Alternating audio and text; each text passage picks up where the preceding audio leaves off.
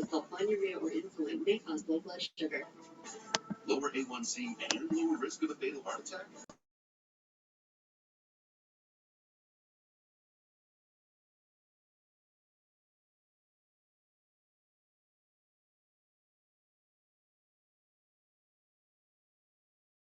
There was,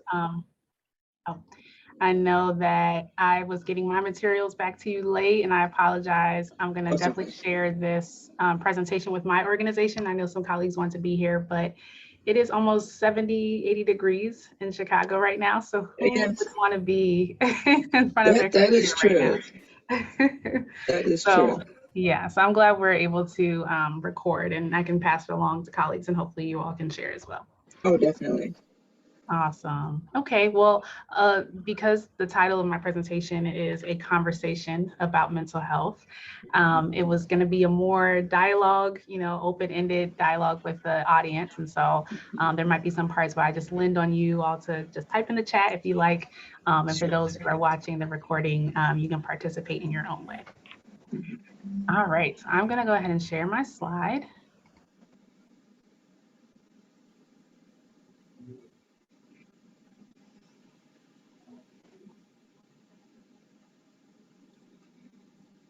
Alrighty, so thank you all for joining me today. My name is Dr. Dara Winley. I am a licensed marriage and family therapist, and I'm also a director of the Bette D. Harris Family and Child Clinic at the Family Institute at Northwestern University. And so the title of my presentation is called A Conversation on Mental Health for Mental Health Awareness Month this month. A little background about me before we get into mental health discussion. As I said, I'm a licensed marriage and family therapist. My clinical practice is mainly serving children and families and also parents. I do a lot of parent consultations. I also work with couples with conflict as well. And so I'm also at the Family Institute. I oversee about 120 graduate trainees who are coming from the counseling and marriage and family therapy program, and also clinical psych program at Northwestern University. And so I just oversee their training, their clinical training experience, and also collaborate with their supervisors and their program directors for an optimal clinical practicum experience. So I'm just moved from Philadelphia here about almost 5 years ago, and I've been at the Institute ever since. So nice to meet you all via Zoom today. All righty, so I wanted to start off just talking about some of the myths that we might know about mental health, or we hear about mental health. And I have just 5 basic, sentences out here that I wanted to ask us to participate in a true or false game. So I'm just going to go through. It's very simple, very basic. You can just enter your response in the chat. And then these are some of the things that I'll be talking about throughout the presentation today. All right, so the first one is mental health is defined as someone with a mental illness. Is that true or false to you?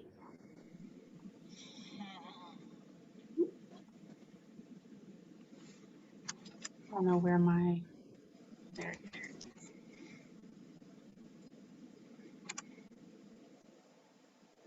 I think it's more broader than that. You said it's what? More broader. I'm sorry, I thought I typed it in the chat room. Hold on. Oh, no problem. False, okay. Awesome. Okay, so that is correct. That is false. A lot of people associate mental illness with mental health, or mental health with mental illness, automatically assume that those two go hand in hand. And so that's not true. And we'll talk a little bit about what mental health actually is and what a mental illness, how that is defined as well. So kids do not have mental health issues. Is that true or false?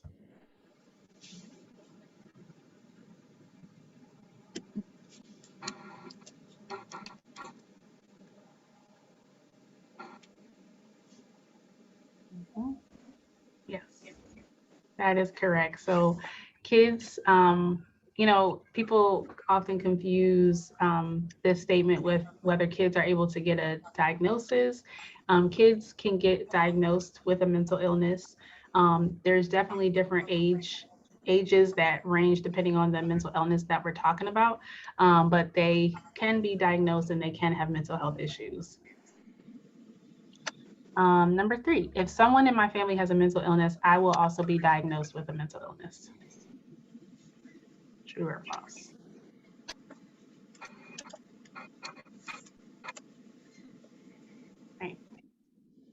Right. Yes, so that is false as well. If someone in your family has a mental illness, while there is studies and there's a lot of research on different diagnoses being hereditary, that does not mean or determine that you will also have a mental illness. And the second to last, going to the doctor is a form of taking care of your mental health. True or false?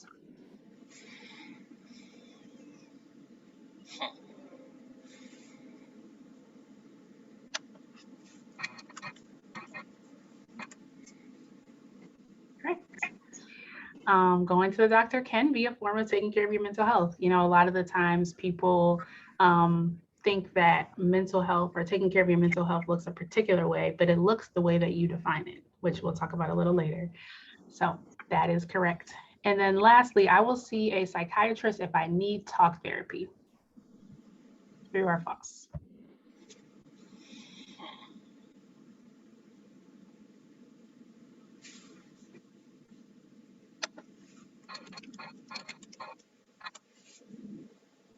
Great.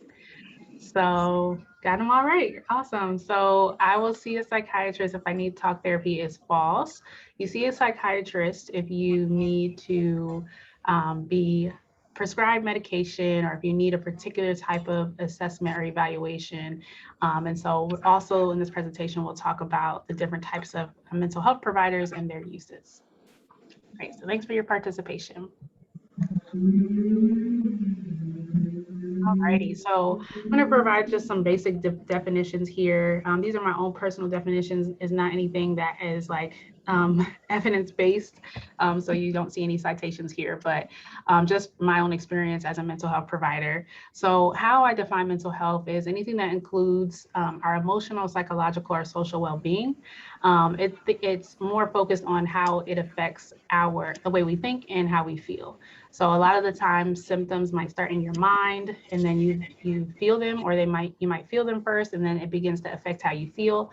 And so that's more so what mental health is centered on. And a lot of the times people think about mental health as a way to think about their own like personal background or like their family of origin experiences and like think about mental health based off of what their family have experienced or what their mom or their father or caregiver has told them about mental health. But ultimately you get to define mental health for you. You get to tell, when you come into my session, you tell me how you feel. You tell me what you've experienced. And it's the same for any other providers, right? And so ultimately you define mental health and then you collaborate with a mental health professional to determine, what your needs are moving forward. So again, we'll talk about when you should seek help and, who to go to, but that's a general definition of mental health. And so then we'll move on to what is a mental illness or disorder. And that is when you are diagnosed. So you're diagnosed by a professional, right, who has those credentials to diagnose when a behavior has caused a significant impairment to your development or your daily functioning. So that is usually, that definition are categorized there in that way. And a lot of the times we hear mental illness or disorders being used really loosely. A lot of people just kind of say that. You hear it in movies and, TV shows used very loosely. But yeah, there is a very specific process, an evaluation process that goes into being diagnosed with a mental illness or a mental illness disorder. And then what is the mental health diagnosis? So that's when, like I said, a licensed professional prescribes a diagnosis to you based off of their assessment and their evaluations. So I just wanted to throw those out. They're very basic, definitions, and we probably hear these terms all the time. A lot of times we just don't have the accurate definition attached to them. Right. So there's different types of mental illness disorders. So there's depression, there's anxiety, which I put out there because we often are talking about those. We hear those a lot in social media and through movies and, conversations with people. We don't really tend to focus on the specifics of anxiety. There's social anxiety, there's performance anxiety, there's a lot of different types of anxiety out there. So it's just good for us to just be aware sometimes and ask like curious questions with our clients, like, what do you mean? Or curious questions with your friends or your children or your partner about what do they mean about anxiety. Sometimes that can help you figure out who you want to go to find support. There's also personality disorders like borderline, bipolar disorder are popular ones. And then there's mood disorders, eating disorders, and trauma-related disorders. So this is all spelled out more in our DSM-5, which we're not, I would say the field is kind of moving a little way away from it. More psychologists and psychiatrists utilize that to guide their assessments and evaluations. But these are, there's so many different types and so many different reasons and factors and causes that go into each of these disorders. And so that's why it's important to work closely with a mental health provider or mental health professional to determine exactly maybe what you are experiencing. All right, so, I wanted to pause because I know that talking about mental health for some people can be a trigger. There's a lot that's happening right now. We're still in a pandemic, even though, we are not where we used to be. Where some regions are experiencing a spike in COVID-19 right now. And we're also struggling with not knowing what's going on with the war on Ukraine. There's a lot of content, a lot of news that we're hearing about that and what's actually happening versus what's not happening. And then, more recently, we've been learning about the Roe versus Wade legislation and, just hearing about how that's impacting families and ourselves. And then racial tension. So that's just an existing tension and problem that we've had in this country, particularly in this country, but I'm sure other people experience it as well. But that's something, that has caused stress. And then our own work experience and our own personal life experiences that we're encountering as well. So I wanted to just pause here and just kind of ask, like, how are we responding to current stresses in our lives? You can think about some of the things that I named, or maybe something else that's happening, but if you feel the need to share or you would like to share, how are you responding to current stressors in your life? What are some things that you might be doing to work through the tensions?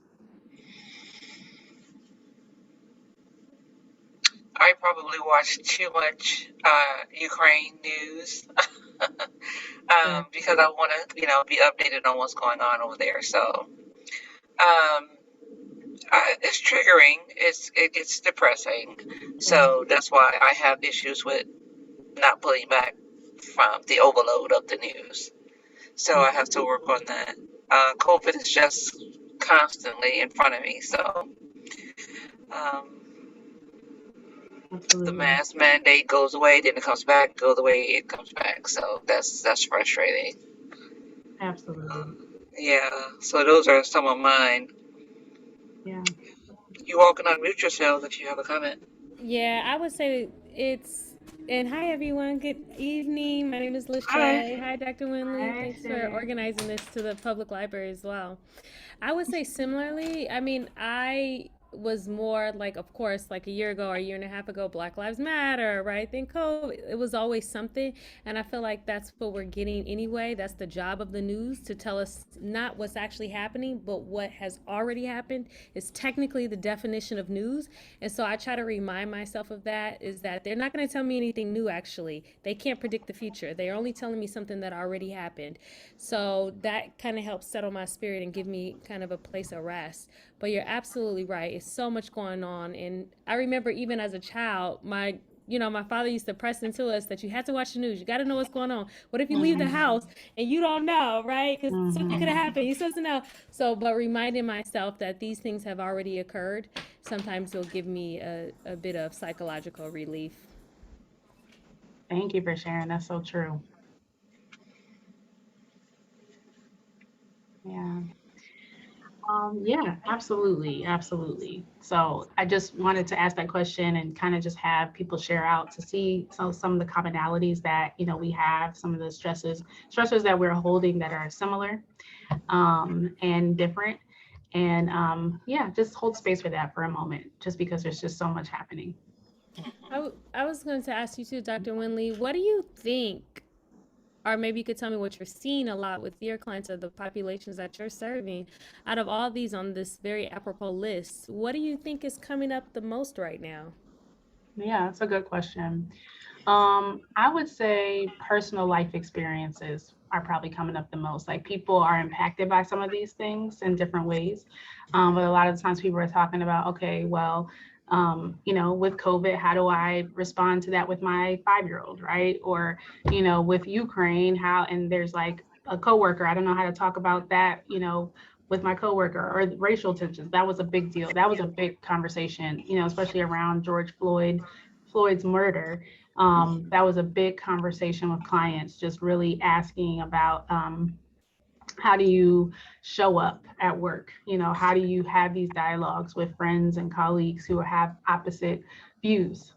So yeah, I would definitely say more personal life experiences. Yeah, thank you for asking that. Absolutely. Thank you.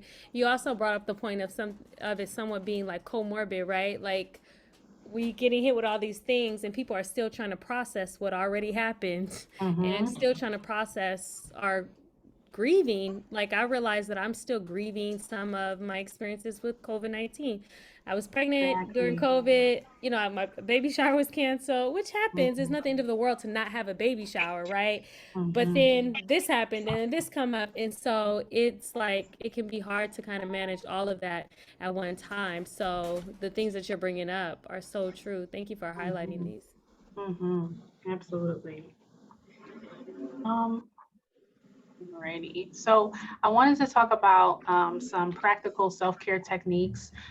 There's a lot of self-care techniques that people can try, but I really wanted to just talk about some of the things that I have done myself or I've suggested to my clients.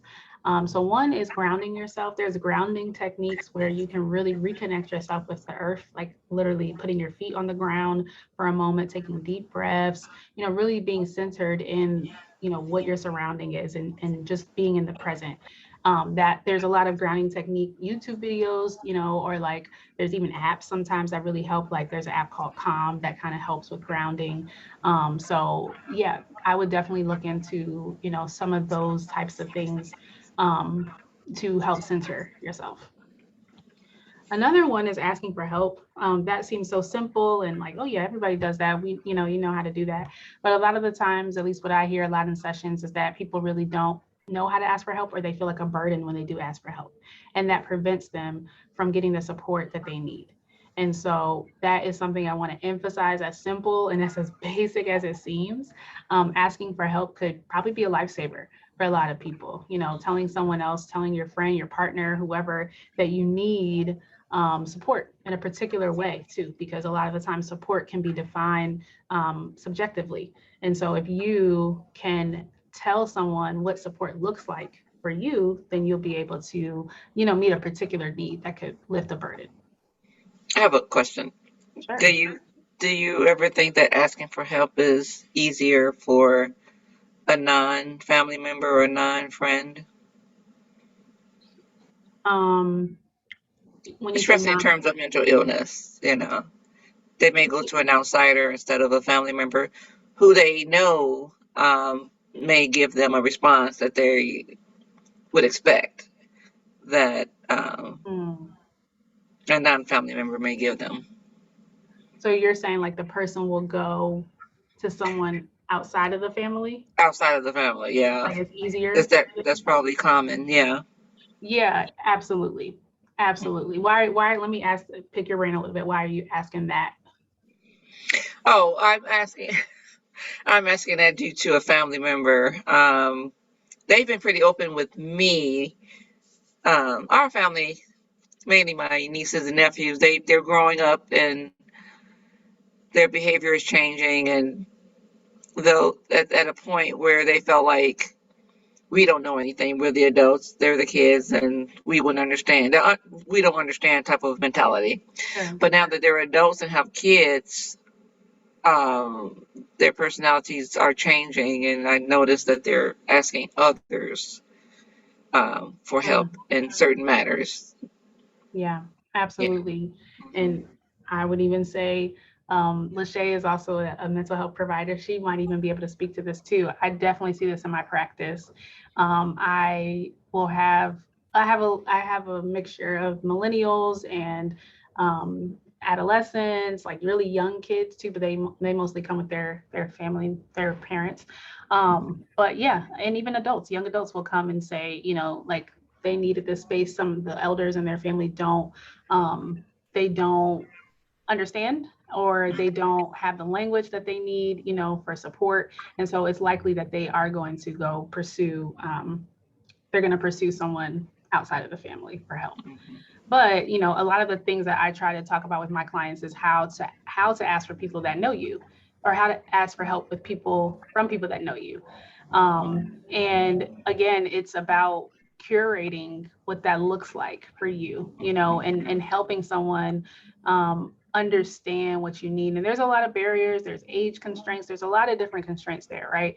But ultimately it's helping the client like give them language on how to ask for help, and thinking about their timing, their approach, you know, like, you know, considering all of those things, and so that their message can be received ultimately. Yes. Yeah, it's a good question. Alrighty, so maintaining appointments is very important, and then you know, just keeping up with your doctors and dentists and all that good stuff. A lot of the times, whenever we are getting busy and we're getting stressed, we deduct an appointment, right? I'll do that later. I'll put that in the back burner, but that's something that should be maintained, because you can't show up if you are not taking care of yourself.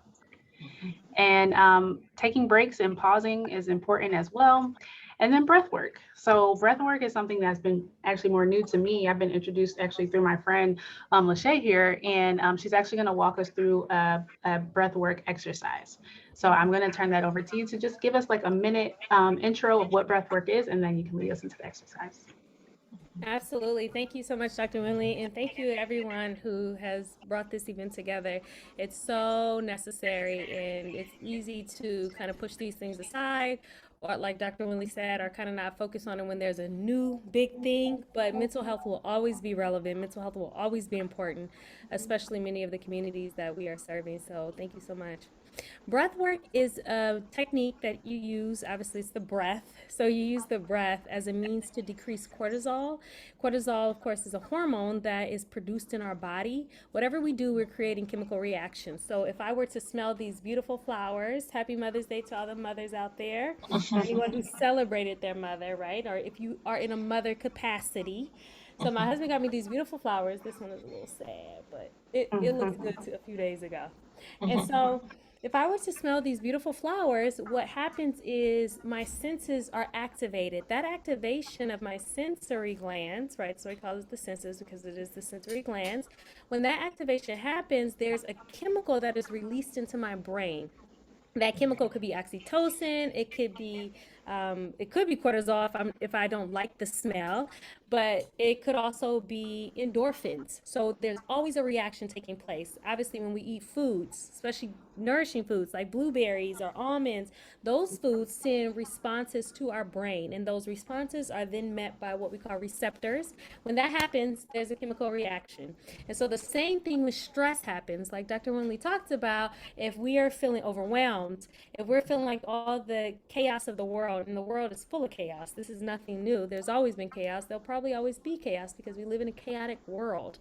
And so if you're allowing those stressors to overtake you or get you down, then there's a reaction that's taking place in your brain, and that reaction, based on the receptors that are reading those responses, or how you're responding to it, is what we call cortisol. It's a hormone. And so what breath work does is it helps to decrease that hormone called cortisol. The byproduct of that, obviously, is that you feel less stressed. The idea behind breath work and the science behind it, of what's happening neurologically, is that you are then telling that frontal cortex where a lot of this is taking place to calm down, to simmer, simmer, simmer. When that simmer is happening, then there's other parts of your senses that are activated. When those senses are activated, then you don't actually overthink. You don't actually overwork because you can't. They can't operate at the same time. And so what breath work does is, as a tool, it makes you more mindful. The idea behind breath work is mindfulness. You can't, so the only response in the body that you can do, both, I'll just use kind of layman terms, that you can do automatically and not automatic, is the breath. And so while you're being intentional about that breath, your body's already doing a lot of the work. So you don't need to overwork. And that's some of the power behind breath work. And so as you're taking in deep breaths through your nose, releasing through your mouth, you're concentrating, you're being intentional about that breath.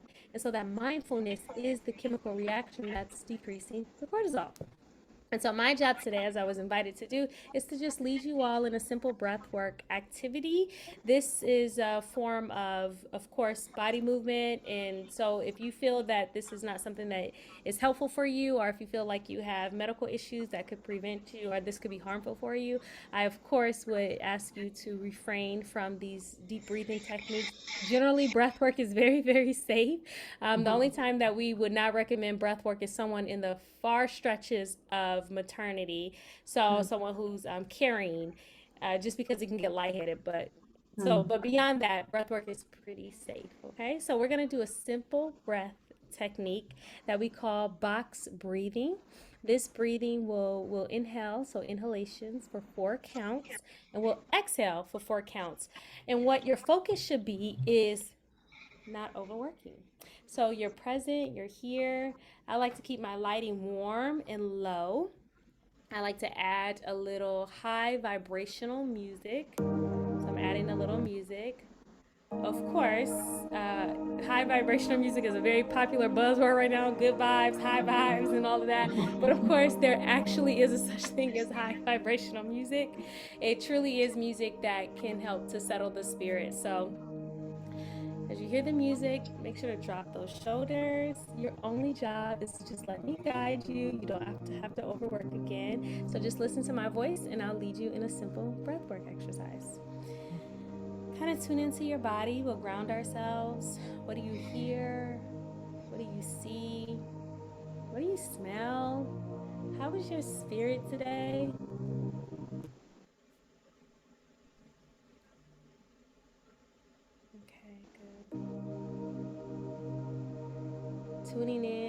Tuning into your body. Does your face feel tight? Are you holding your breath actually? Are your jaws clenched? Kind of pay attention to your brows. Are your brows furrowed? Sometimes I like to tap. I'll tap my face, different parts of my face, my shoulder, my neck. That can also be very helpful to activate the senses. Remember, the science behind it is activating the senses. And then I use this time to remind myself of who I am, an imperfect person, but a loved person, someone who's divine, created divinely, the master of my ship, but not the master of the sea. Reminding myself that I'm powerful and that I am empowered. I can rely on myself to empower myself, although it's good for others to do that, to affirm me. I'm not dependent on that. That's a bonus, that's extra. And then I go ahead, after I ground, and taking a deep breath for a 4 count. So inhale for 4 counts. Keeping your shoulders down. I hold that breath. And then I release for 4 counts of an exhalation. Sometimes I sway, sometimes I rock. Those things are very cathartic for me. I grew up in the Black church, and swaying and rocking are all very cathartic for me. And so you get to decide in this moment what's cathartic for you. Maybe that's reminders of your children or your loved ones or children in your life. Maybe that's a reminder of you as a child. Maybe that's you last week at the beach. We don't have to overly spiritualize it or overly make it all intense. It can be something light and In fact, I encourage you to think of something lighthearted. And I keep breathing, inhalations. So we'll go ahead and start that breathing again for a 4 count. I hold that breath, but I keep my shoulders down. All of this is mindful and intentional. And I exhale for 4 count for my exhalation. Excellent. You all are doing great. Sometimes I remind myself I'm doing great, no matter if I'm doing it perfect or not. Of course, there's more intense ways of doing this and quote unquote more effective and all of that. But the more important thing is that you're here, you showed up for yourself, and you showed up for others. So no matter what, I'm doing great. No matter what, you're doing great. Taking that deep breath again, counting to 4. Keeping those shoulders down, being mindful. And depending on where I am in the season of my day, not just the season of my life, but the season of my day, what do I need? I ask myself, what do I need today? Is it rest? Is it love? Is it joy? Is it peace? Is it nourishing food? Maybe it's not always quote unquote the nourishing food for vitamins. Maybe sometimes it's pick up the cookie, sometimes it's put it down. So deciding on that. And I keep my breathing going. And as my breath goes out, as my breath goes forward, my belly actually comes in. So this is diaphragmic breathing. As you're breathing from your diaphragm, you're teaching your body the proper way to breathe to bring in more oxygen. And as you're bringing in more oxygen, what you're actually doing is allowing signals to travel better to your brain. So your receptors are more active, you're more in tune, you can focus more.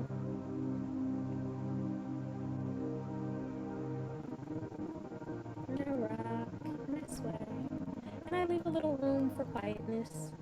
Even as I guide people as a breathwork facilitator in group settings and individual settings, I leave room. You don't have to fill every space. And I give thanks. This is where I lay my alms. What is it that I'm grateful for? Who is it that I'm grateful for? How can I create more moments of gratitude? You should feel light. Sometimes people are anxious even in breath work, but this is not a moment for that. This is actually a moment to rest, to let your breath do the work. Remember, it's automatic even. And as you kind of create that beat, you'll find that rhythm. Sometimes in breath work, I'm tired, I'm sleepy, and that's a good thing too, because your body is saying there is a state of rest, there is a state of peace. So I listen to my body, and it can be emotional. Sometimes I cry. Sometimes I don't have a reason to fill in the blank for why I'm crying, but I receive that. I receive all of that. So pay attention to your body. If your mouth is closed, the majority of time in breath work, you're probably still holding in that breath. Give yourself permission to let the breath do the work. And then I bring myself to a place of bidding peace. I bid peace to the moment. I thank God for the moment. And you can give thanks to and however you like. But gratitude for my breath, gratitude for my functions and faculties and everything working in proper order. Even when it doesn't look like it's coming together, I remind myself it's coming together. Everything is orchestrated for my good. Bring myself to that place. And then I touch my chest or my heart, which is also a sensory activity. Remember, think of the senses. Think about why children are so playful and light, right? They are more navigated by their senses. Obviously, we know that what that can lead to too. But you as an adult have the ability to turn on and turn off. And so I thank you for this moment. I thank you for the opportunity to speak into your life. The opportunity to lead you in such a sacred practice of mindfulness. Thank you. And so as I bring the music down, you can decide how you'd like to come back together.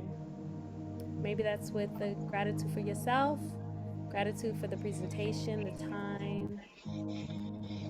A deep sigh is sometimes how I end, and then I conclude there. So thank you all.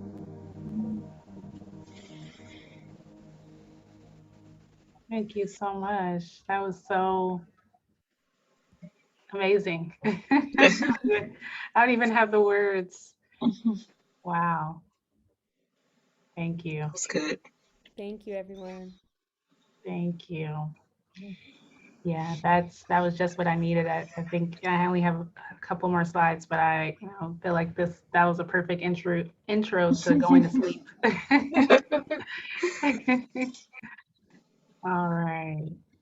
Thank you so much. That was really beautiful. I mean, Yes. hopefully those who are watching now or watching the recording later, that you enjoy this practice. Yes. Thank you, Lachey. All righty. So, last thing that I want to just describe to everyone is, who are mental health providers and when to go to who and how to choose them. So I had mentioned earlier, I'm a licensed marriage and family therapist, and a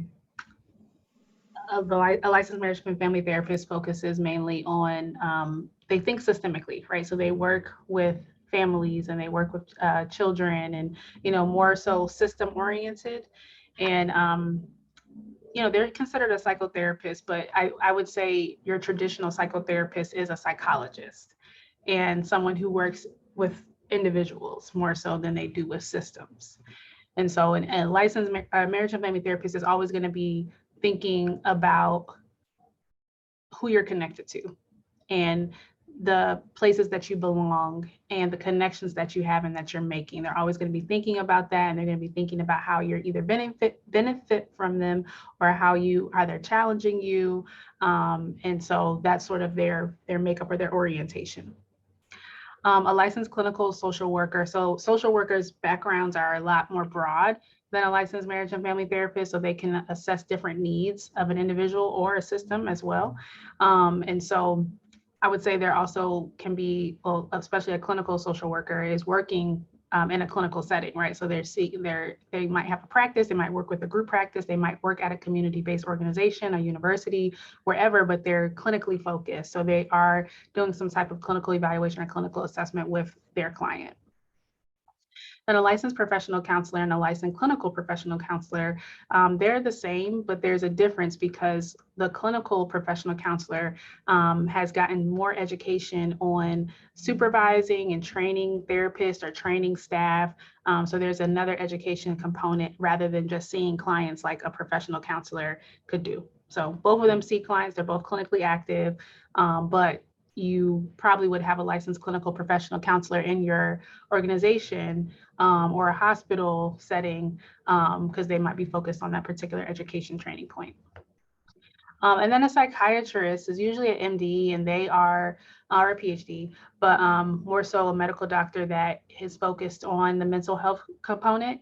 And they are the ones who have the ability to prescribe or diagnose.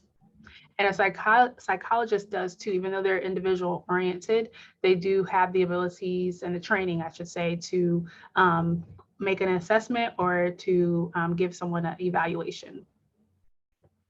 So that's just some clarity on some of the mental health providers out there and maybe who you might feel more drawn to. All right, so are there any questions or anything that I've talked about so far? Again, I know this has been very basic intro to mental health and how to think about it, but I hope that this presentation could be shared with kids and older family members and people who are not in the field and people who might not have the language that we're learning in our generation right now.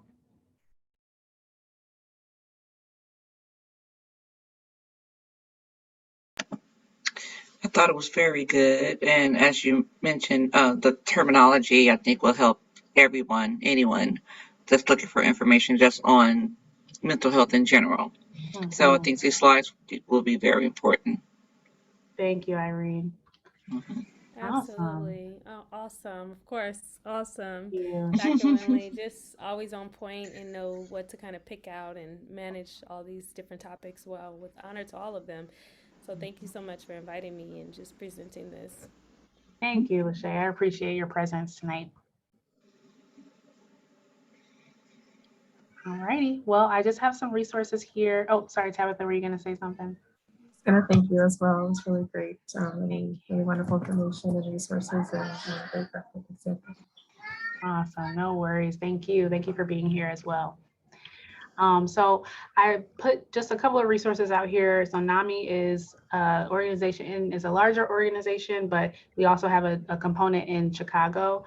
And this is just a national helpline that you can call. You can even chat. For those who are interested in texting, you can text. So just in case you're sharing slides, watching this recording later, save this number in your phone. You know, if you ever have a question about mental health or a question about depression, am I experiencing depression? Am I feeling anxious? You can literally text them the most simple, basic things, and they will respond back. It's an automatic chat. Okay. And then lastly, I wanted to just share services about my organization. So like I said, I'm the director of a child and family clinic. And while it's an education training clinic, so I have therapists in training, we have free services. And those students are getting the best training, I mean, with experts in the field as their supervisors. And so they're really well equipped to help members of our community and our Evanston community. And so again, we currently have free services for couples and families in particular. We're looking for couples and families. And so if you know anyone right now who is in need of a therapist, they get to work with a therapist in training, have their own therapist, and then they get to have that additional support with a supervisor. So you can call this registration number or you can check out the website and call the registration from there. And here's my contact information. If anyone would like to contact me directly, you can get in contact with me via email, which is probably more of a quicker response that I'll have, or you can call my extension 685 on our Family Institute website. And that concludes my presentation tonight. Thank you again for being here or watching the presentation after. Thank you, Dara. Thank you, Of Dr. course. Winley. Thank Good night, you. everyone. Have a wonderful evening.